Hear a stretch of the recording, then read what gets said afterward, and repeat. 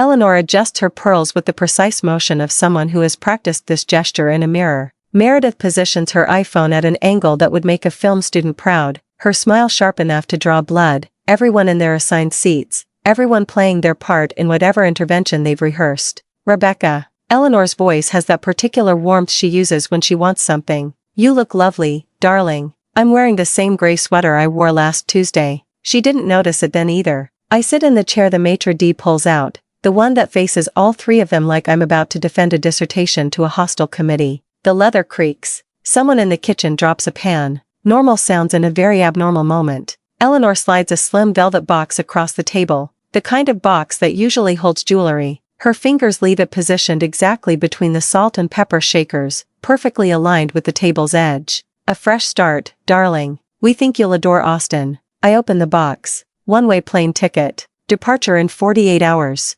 Arthur places a check beside it with surgical precision, his banker hand steady. Your seed capital. Rebecca, $5,000. Use it wisely. The check is already signed. Already dated. They printed it before I even arrived. Meredith shifts her phone a fraction of an inch to the left, getting my face in better light. Her Yale Law Review editor smile widens. She's been waiting for this moment, probably planned which filter she'll use when she posts the video. I recognize this performance. The synchronized movements. The rehearsed lines. They've been planning this for months, and I'm supposed to crumble right on cue. My mind drifts back to last year. The annual White Family Charity Gala at the Ritz-Carlton. I'd come straight from TerraSense field testing and hadn't had time to change. My hiking boots were still a bit dusty. I thought they'd understand. I thought maybe this one time, my work would matter more than appearances. Harrison Blackwood cornered me near the champagne fountain. Arthur's most important client. The one who controls half of Arthur's quarterly bonuses. His laugh cut through the string quartet.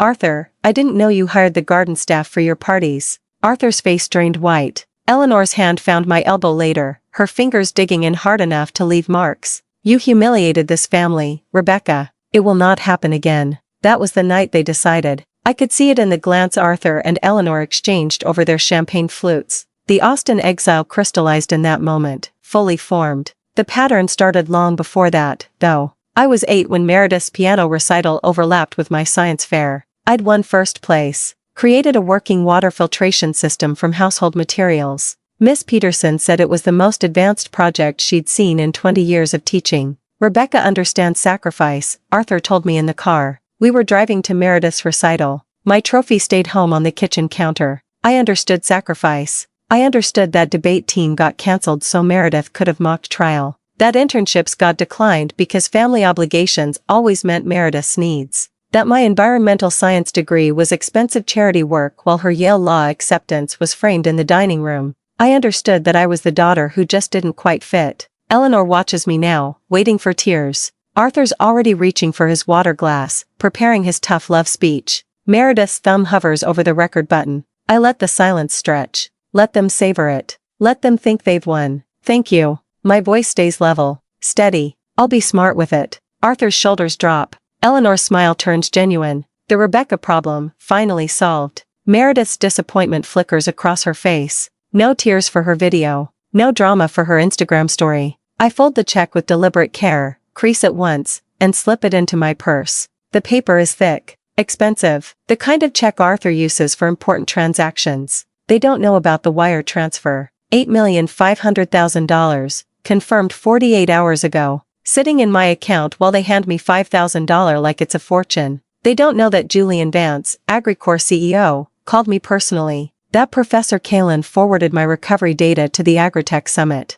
That their daughter, the embarrassment, the one who doesn't quite fit, built something worth buying. Arthur raises his wine glass. To fresh starts. I raise my water glass and smile. Let them think it's gratitude. It's not. 6 months before the velvet box and the Austin ticket, I sat in Professor Kalin's office at Stanford while he demolished my TerraSense proposal with the kind of precision surgeons use to remove tumors. The idea is fine, Rebecca. He tapped his pen against my printed presentation. 3 months of work, reduced to 18 stapled pages. But the data is thin. This is just a class project. The fluorescent lights hummed overhead. Someone's coffee maker beeped down the hall. Normal sounds in a moment that felt like falling. I'd expected pushback, questions about methodology, concerns about scalability, not dismissal. What would make it more than an application? Proof that your algorithm works outside a controlled environment. He slid the proposal back across his desk. Right now, you have theory. Investors want results. I walked back to my apartment through campus, past students celebrating the end of finals, past the coffee shop where Meredith and I used to study before she transferred to Yale. The proposal felt heavier in my backpack than it should. Theory. Just a class project. I'd heard variations of those words my whole life. From Arthur when I chose environmental science over economics. From Eleanor when I explained carbon sequestration instead of discussing wedding venues like Meredith. From every family dinner where my research became background noise to Meredith's latest achievement. But Professor Kalin wasn't family. He didn't have a stake in my failure, which meant he was right. I spent the next 3 weeks living in the university library, surviving on vending machine, coffee, and the kind of determination that comes from underestimating your entire life. The Callaway Innovation Grant application wanted 12 pages. I gave them 30. They wanted 1 recommendation letter. I secured 4. They wanted a budget breakdown. I built a full financial projection model. The acceptance email arrived at 2 in the morning. $75,000. I called home from the empty lab, too excited to wait for morning. Eleanor answered on the 4th ring. That's nice, dear. Her voice sounded distant, distracted. Listen, Meredith just made Yale Law Review. Can you believe it? The youngest editor in 15 years. Mom, I won the Callaway grant. It's one of the most competitive. That's wonderful, Rebecca. I need to go. Your father is on the other line with the Yale Alumni Association. The click of disconnection echoed in Stanford's empty lab. The fluorescent lights hummed. My laptop screen glowed with the acceptance email. $75,000 of validation that couldn't compete with Meredith's latest trophy. I looked at my TerraSense proposal, at 3 weeks of sleepless work, at proof that I could build something real. Then I got to work. The grant money went to an outsourced development team in Bangalore, carefully selected after weeks of interviews. Every contract specified my sole ownership of the intellectual property. Every line of code got documented, timestamped, backed up in triplicate.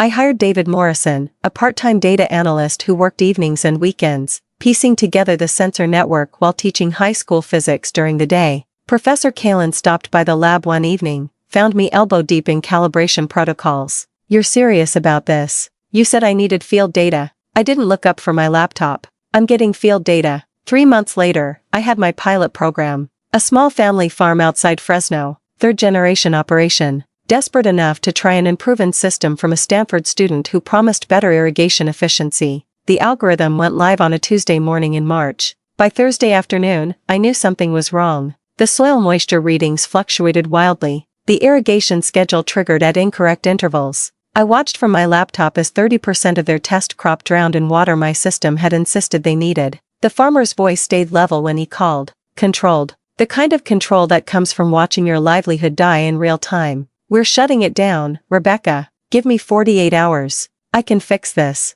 You've had 3 months. The crop doesn't get 48 hours. I sat in the lab surrounded by failure data, watching my grant money hemorrhage into a flooded field outside Fresno. Every sensor reading, every irrigation trigger, every algorithmic decision that had destroyed someone's harvest. Arthur's voicemail arrived that evening. He'd heard about the farm through his network. Of course he had. Bad news travels fast in circles where reputation matters more than recovery. Rebecca, it's your father. I heard about your little agricultural experiment. Perhaps it's time to consider something more suitable. Give me a call. He didn't sound surprised. He sounded relieved. Eleanor's text came next. Darling, there's no shame in trying. Not everyone is meant for entrepreneurship. Then Meredith. 3 crying laughing emojis followed by, heard you drowned some vegetables. I turned off my phone, pulled up the failure logs, started reading. Somewhere in 3 months of code, in thousands of lines of predictive modeling, was the error that had cost a farmer 30% of his crop and validated every dismissive word my family had ever said about me.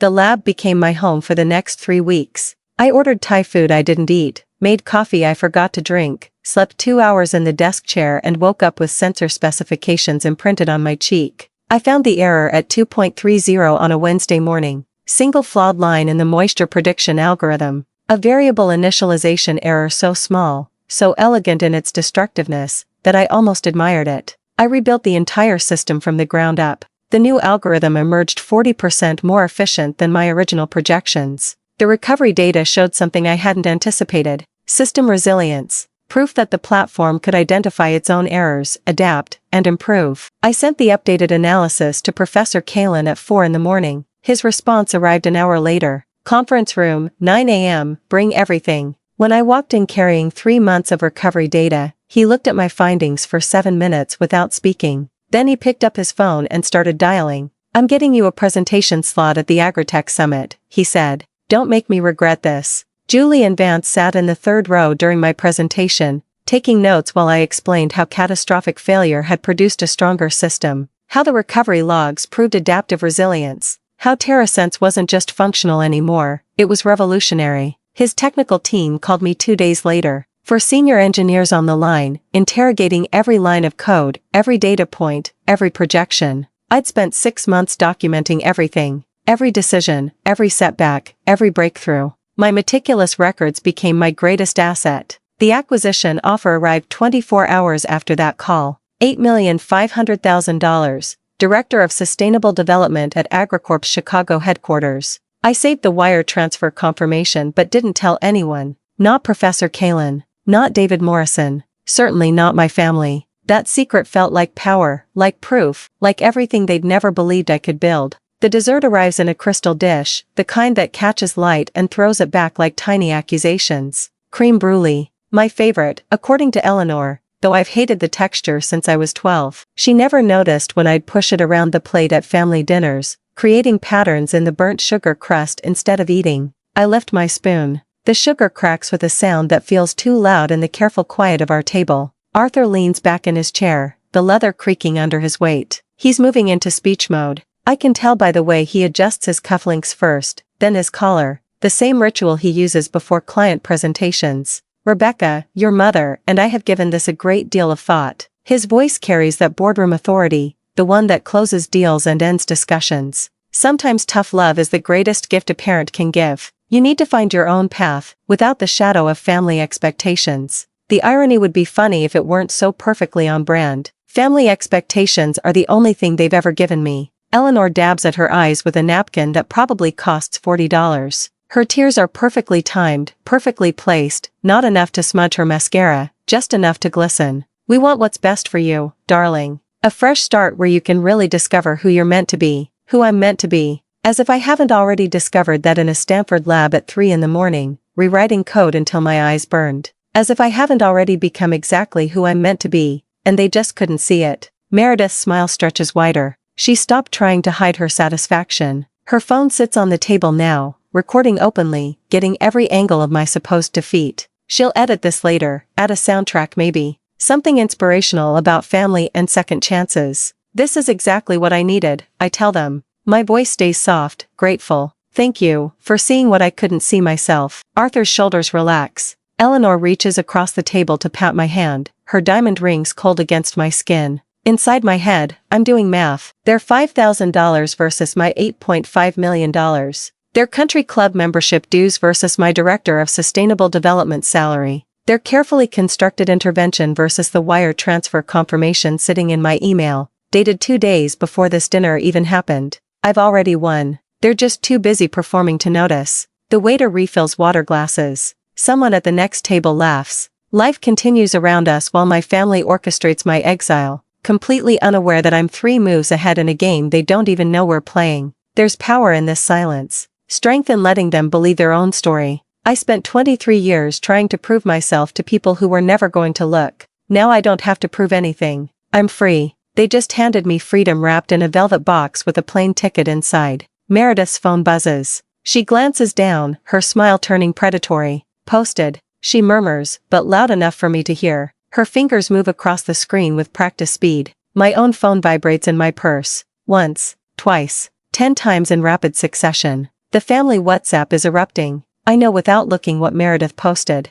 Edited clips from tonight. Probably. Strategic cuts that make me look lost and them look generous. A caption about fresh starts and family support. Maybe a prayer hands emoji. The responses flood in. I can picture Cousin Bradley putting in a good word at my Austin firm. Marketing could be perfect for her. Aunt Patricia. Teaching? Something simple might be just the thing. Uncle James. These young people need guidance. Good for you, Arthur. The family narrative cementing in real time. Rebecca the failure. Rebecca the lost cause. Rebecca saved by family generosity. My phone vibrates again. Different pattern. Text message, not WhatsApp. I wait until Eleanor excuses herself to greet someone across the room. Until Arthur gets pulled into a conversation about interest rates with a passing colleague. Until Meredith is distracted by her own social media engagement metrics. Then I check. Professor Kalin, heard about AgriCore. Don't let anyone dim this light. I close my eyes. Open them. The country club chandelier still glitters. The creme brulee still sits half-eaten on expensive china. Another text arrives. Marcus Chen. Chicago's lucky to have you. Drinks when you get here? Then another. A number I don't recognize, but the signature gives it away. Apartment viewing schedule attached. Welcome to the team. Julian Vance's office. 2 phones. 2 lives. 1 for the performance. 1 for reality. The Whites are still managing my narrative on the family WhatsApp. Still posting and commenting and reshaping my story into something they can control. Still painting me as the family project. The one who needed saving. Meanwhile, AgriCore legal team is finalizing my employment contract. My apartment in Chicago has a view of Lake Michigan. Professor Kalin is recommending me for speaking engagements. Marcus is adding me to his personal network of founders who actually built something. Chosen family versus blood family. The contrast has never been clearer. Eleanor returns to the table, followed shortly by Arthur. Meredith finally puts her phone down, satisfied with her documentation of my downfall. Walk me to my car? Arthur asks. Not really a question. Outside, the parking lot smells like money. New leather and imported cologne and the particular scent of privilege that clings to expensive things. Ballets move between vehicles that cost more than most people make in a year. Arthur's Mercedes sits under a light, gleaming black paint reflecting our shapes back at us in distorted mirror. He turns to face me. His expression has softened into something he probably thinks looks paternal. This is for your own good, Rebecca. Someday you'll thank me. The night air is cool. I can hear other families leaving the club. Laughter. Car doors. The ordinary sounds of people who haven't just orchestrated an intervention over creme brulee. I already do, Dad. I meet his eyes. You've taught me exactly what I needed to learn. Confusion flickers across his face. He's trying to parse my words, looking for sarcasm or bitterness. He won't find it. I mean every word. He taught me I was on my own. He taught me that some people will never see your value, no matter how much you achieve. He taught me that sometimes the greatest gift is discovering you don't need someone's approval after all. These are lessons worth $8.5 million. Good. He clears his throat. Austin will be good for you. Fresh perspectives. I nod. Let him believe it. Back inside, Eleanor is calling Rebecca's college friends. I see her phone pressed to her ear, expression set in concerned mother mode. Explaining the intervention. 8. Controlling the story before I can tell my own version. Meredith is drafting something on her laptop now. Probably her LinkedIn post about supporting struggling family members. About the importance of tough love and family values. They're closing ranks. Rewriting history. Making sure everyone knows their version before mine can surface. I pull out my phone and start documenting. Screenshots of the WhatsApp messages. Voice memo noting the time and location of Arthur's parking lot speech. Photos of the check, the ticket, the velvet box. Evidence, data, proof. Let them think they've won. Let them control their narrative for now. I'm building mine methodically. Recording everything. Creating a paper trail they don't even know exists. Sunday night, I'll board a plane.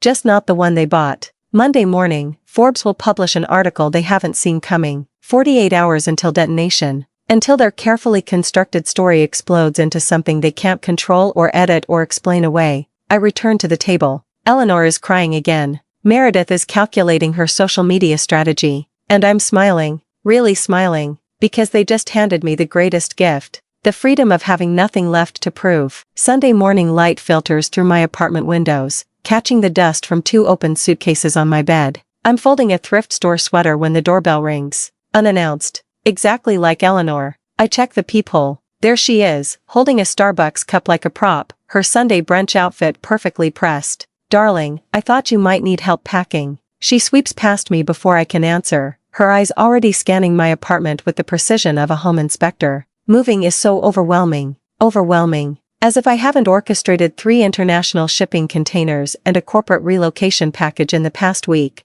I gesture toward the suitcases. Just finishing up. Eleanor sets her coffee on my kitchen counter without using a coaster. She picks up my Stanford diploma from the pile next to the suitcase, runs one manicured finger across the frame. You won't need your diplomas in Austin, dear. Fresh starts mean leaving everything behind. The diploma is a duplicate, the real one shipped to Chicago on Tuesday. You're right, Mom. I take it from her hands, set it back down. Fresh start. New beginning. Her smile blooms genuine. I'm so glad you understand. She moves to my closet, pulls out my interview blazer. The good one. Navy wool, tailored. And this is far too formal for Austin's casual culture. That blazer is already hanging in my Chicago penthouse closet. This one came from Goodwill yesterday for $19. I was thinking the same thing. I fold it into the suitcase with deliberate care. Eleanor watches me pack thrift store jeans, clearance rack blouses, everything carefully chosen to look like my actual wardrobe. She nods approvingly at each choice, satisfied I'm dismantling my life correctly. Your father and I are so proud of how you're handling this. She perches on my bed's edge, careful not to wrinkle her linen pants. Not every young woman has the maturity to accept guidance with such grace. Grace, that's what she calls surrender. My phone buzzes. Eleanor's eyes flick toward it, but I'm faster. Julian Vance's assistant confirming my furniture delivery to the Chicago address. I silence it without reading the preview. Just the airline, I tell her. Confirming my flight. Good. She stands, smooths invisible wrinkles. I'll drive you to the airport tomorrow. Make sure you get off safely. There it is. Not maternal concern. Verification. She wants to watch me board, watch the plane door close, confirm the exile is complete. That's really thoughtful, Mom. Her coffee sits abandoned on my counter, lipstick stain on the rim. She doesn't drink it. Didn't come here for coffee. After she leaves, I sit on my bed, surrounded by suitcases full of someone else's clothes. The Austin boarding pass sits on my nightstand, purchased with my own credit card, printed at home. It will never be scanned. My real flight to Chicago departs 3 hours after the Austin flight. Different airline, different terminal. The beautiful symmetry makes me smile. They taught me this game. How to perform one reality while living another. How to let people see exactly what they expect. I just became better at it than they ever were. Monday morning, Arthur sends his email at 8:30 a.m. sharp. I watch it arrive on my phone from O'Hare's Gate B17, waiting for my Chicago boarding call. The subject line, family update. The body, brief and efficient. Rebecca has relocated to Austin for a fresh perspective. We're confident this change will provide valuable clarity for her future. Valuable clarity. His code for cutting me off. The email goes to his entire professional network. 200 contacts built over 30 years. Every investor, every client, every board member he knows. The implicit message reads clear. Don't help her. Don't hire her. Don't take her calls. I'm holding my second coffee when Eleanor's Instagram post appears.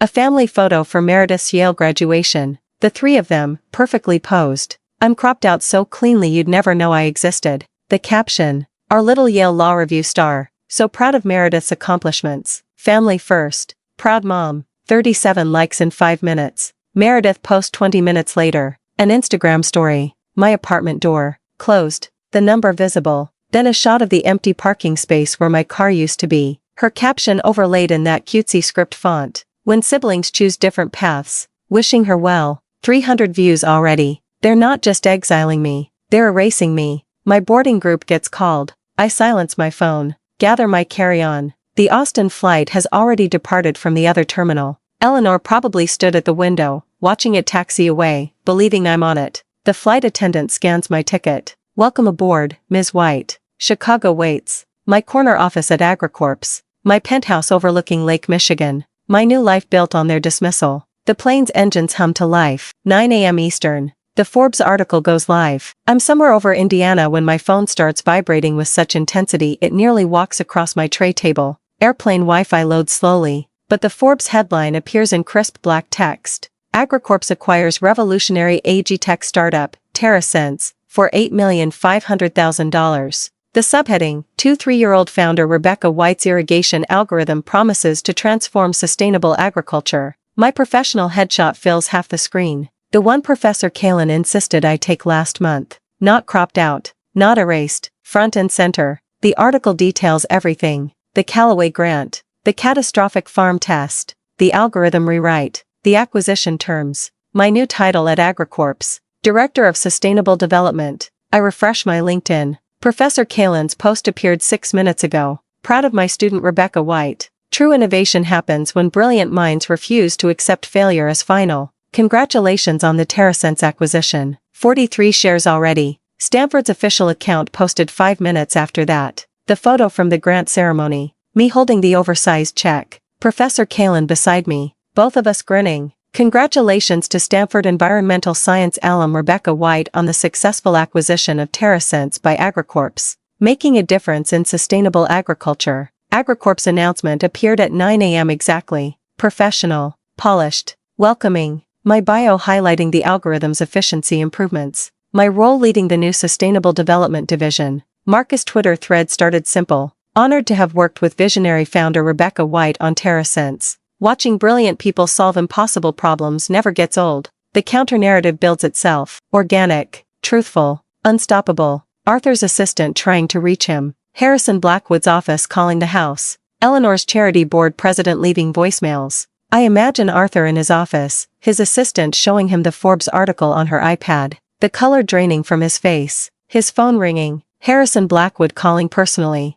Arthur, why didn't you mention Rebecca's company? I would have invested $8.5 million. That algorithm could revolutionize precision agriculture. Eleanor at her Monday morning tennis lesson. Her phone lighting up with messages. Her charity board president. Delighted. Eleanor, we had no idea Rebecca was in technology. Can she speak at our spring gala? Our donors would be fascinated. Meredith in her Yale Law Library study room. Her classmates approaching with confused smiles. Your sister sold her company? Why didn't you ever mention TerraSense? The family WhatsApp group erupts. I disabled notifications yesterday but I check it now. 37 new messages. Confused relatives. Congratulatory cousins. Awkward questions about why nobody knew. Aunt Patricia. Rebecca sold her startup? For millions? Cousin Bradley. Wait, Rebecca's a tech executive now? Uncle Richard. Why are we just hearing about this? The narrative crumbles in real time. Every careful lie. Every dismissive comment. Every cropped photo suddenly suspect. I saved the Forbes article to my phone. Screenshot Professor Kalin's LinkedIn post. Archive AgriCorp welcome announcement. Evidence. Documentation. Proof. By the time my plane touches down at O'Hara, I have 43 missed calls, 16 voicemails, 62 text messages, most from numbers I haven't heard from in years. 3 from Arthur's office line, 7 from Eleanor's cell, 12 from Meredith. I don't listen to any of them. Not yet. My Chicago driver waits at arrivals with my name on a tablet. Professional. Efficient. Nothing like Eleanor's suffocating surveillance. Welcome to Chicago, Miss White. The city skyline rises ahead. My new beginning, built on their dismissal. Let them scramble. Let them call. I'm already gone. The letter arrives on a Tuesday morning, 2 weeks after they've stopped trying to reach me directly. AgriCorp General Counsel forwards it with a subject line that makes my coffee taste bitter. Legal matter. Requiring your attention. I open the PDF in my Chicago office.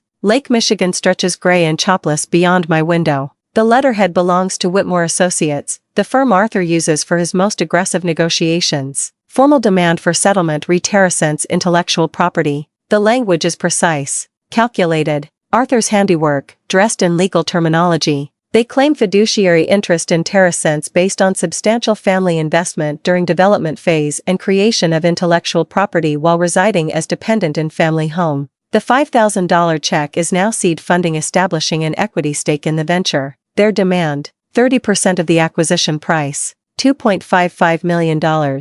Or litigation. I read it twice. The audacity sits sharp in my throat. They handed me that check at the country club like it was charity. Severance pay for the family disappointment. Now it's venture capital. Now it's ownership. The phone on my desk lights up. Julian Vance, calling from the executive suite upstairs. Rebecca. His voice carries the controlled frustration of a CEO protecting his assets. I assume you've seen the letter. Just now. Our lawyers tell me it's baseless. Your IP documentation is airtight. But they're making noise through back channels. He pauses. Eleanor White contacted 2 of our board members yesterday. Concerned calls about family disputes and your stability. My jaw tightens. Of course she did. Eleanor knows exactly which threads to pull. Meredith's drafting an op-ed. Julian continues. Something about startup ethics and family obligations. Her Yale credentials give it weight she doesn't deserve. I close my eyes. The coordinated assault. Arthur applying legal pressure. Eleanor working her social network. Meredith building the public narrative. The same synchronized performance from the country club, scaled up to match the stakes.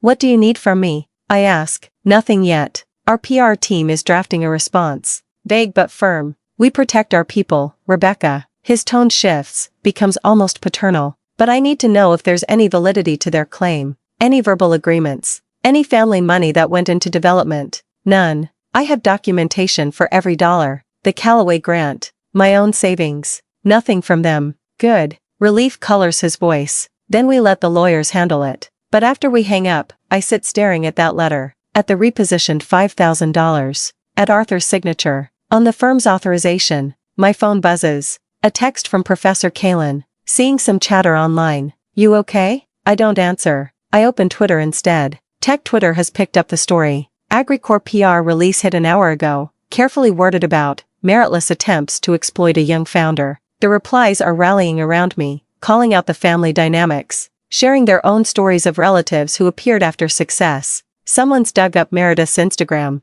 The post she deleted after Forbes. Screenshots circulating with commentary about hypocrisy. Her Yale Law Review colleagues distancing themselves in quote tweets. Carefully professional statements about not endorsing her forthcoming piece. Arthur's reputation bleeding out in real time. Investment blogs questioning his judgment. Colleagues wondering why he didn't recognize his own daughter's potential. I should feel vindicated. Instead, I feel the weight of what they're willing to destroy to get what they want. Their own credibility. Their professional relationships. Whatever remained of our family, all for 30% of something they called worthless 6 months ago. I forward Arthur's demand letter to my personal email. Read it again on my phone. The legal argument hinges entirely on that check. Their seed funding. Their investment during development. The check I never cashed. I open my mobile banking app. The check image is still there in my deposit queue. Photographed but never processed. $5,000 from Arthur White. Memo line. Fresh Start Fund. Not TerraSense Investment. Not Seed Capital. Fresh Start Fund. Their own documentation betraying their claim. I could simply show AgriCorp lawyers this image. Prove the check's true nature. Let them dismantle Arthur's argument in court filings and depositions. But that's not enough. That's playing their game on their terms. I tap deposit check. The app processes. 30 seconds of loading screen. Then, transaction successful. $5,000 deposited to your account. I screenshot the confirmation. The timestamp. The memo line. The full details. My hands are steady as I open my email. Forward the screenshot to AgriCorp General Counsel with a brief note. For your records. Full payment received and accepted. Then, I compose a new email. Direct reply to Arthur's lawyer. CC Arthur White. Eleanor White. Meredith White. Subject. Your client's final payment. Body. Attached. Please find my acknowledgement of your client's payment. Thank you for finalizing this matter. All future correspondence can be directed to my legal counsel. I attach the screenshot. The deposited check. Their investment accepted as exactly what they intended it to be. Payment. Severance. The price of my exile. My finger hovers over send. I think about 8 years old at the science fair. Meredith's piano recital. The accumulated surrenders. The lifetime of being the daughter who understood sacrifice. I press send. The email whooshes into the void. 30 seconds later, my phone shows 3 read receipts. Arthur, Eleanor, Meredith. The silence that follows feels absolute. I go to my contacts. Find Arthur White. Press block. Find Eleanor White. Press block. Find Meredith White. Press block. My phone feels lighter without them. Outside my window, Lake Michigan catches the afternoon sun. The water turns silver. A sailboat cuts across the horizon, moving towards something I can't see.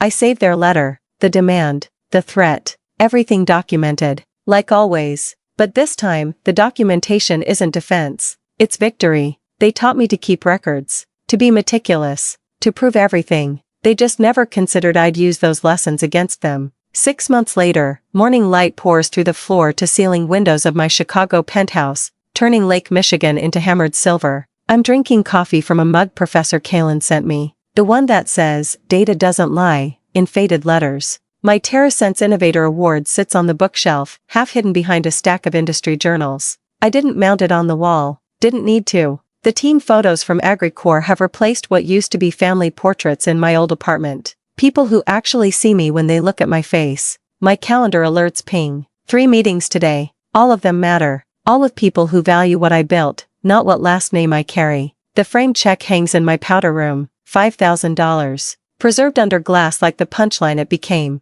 Guests always ask about it. I tell them it's a reminder that the best investments are the ones people make in themselves. Tonight is AgriCorp holiday party. I'm speaking about failure and recovery. About how the catastrophic crop test in Fresno taught me more than any success could have. Young engineers need to hear that brilliance isn't avoiding mistakes. It's documenting them so precisely that you never make them twice. The venue glitters with that corporate holiday magic, all tasteful greenery, and ambient lighting. I'm mid-story about rewriting the algorithm when I notice him approaching through the crowd. Harrison Blackwood, Arthur's most important client. The man who compared me to garden staff at the charity gala. He waits until I finish clapping with the others, then extends his hand. Miss White. Harrison Blackwood, I heard your presentation at the AgTech summit last spring. Remarkable work. I shake his hand. His grip is firm, respectful. He has no idea we've met before. The room doesn't stop. The conversation around us continues. But I feel that old tension try to surface, that childhood need for family validation attempting one last resurrection. It dies quietly. Harrison launches into questions about soil sensors and predictive modeling. Technical questions. Smart ones. He's done his homework. He sees the algorithm now, not the dust on my boots. Later, back in my office, I update my calendar. Monthly mentorship call with Professor Kalin tomorrow. Scholarship committee meeting for my Unlikely Innovators Fund at Stanford on Thursday. The fund targets students whose families don't understand their work. Students who need someone to believe in their data before they believe in themselves. Therapy is Wednesday. Still processing. Still learning that systematic devaluation leaves marks even algorithms can't solve. A young intern stops by my door, hesitant. Maya, brilliant with systems architecture, uncertain about everything else. Miss White, do you have a minute? I wave her in. My family doesn't really get what I do here. She twists her visitor badge. They keep asking when I'm going to get a real job. I just wondered if that ever happened to you.